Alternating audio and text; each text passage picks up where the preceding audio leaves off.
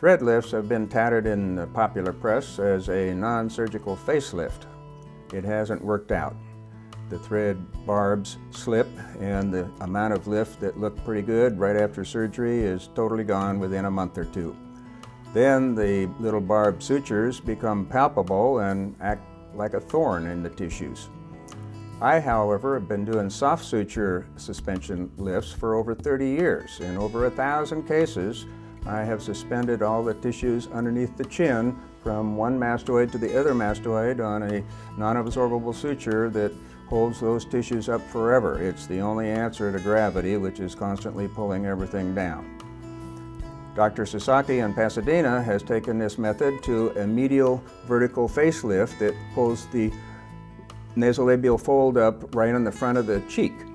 I went to his office and operated with him and learned how he does this, and it is an excellent procedure that can be done through a 1/4 of an inch incision in the outer corner of the eye.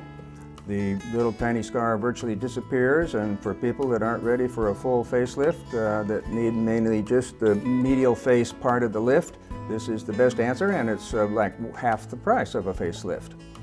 Now, I had a patient that had this done who asked me, can you suspend the other cheeks this way? And I started to think about it, and I said, well, I don't know why not. And she said, well, I want to be your guinea pig, try it on me. So I developed the procedure for gluteal suspension. It's done through a 1/2 inch incision right in the crease between the buttocks.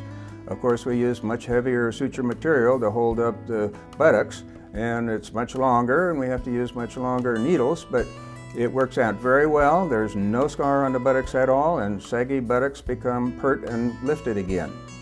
This procedure has stood the test of time and lasts very well. I haven't seen a single patient that's needed a redo.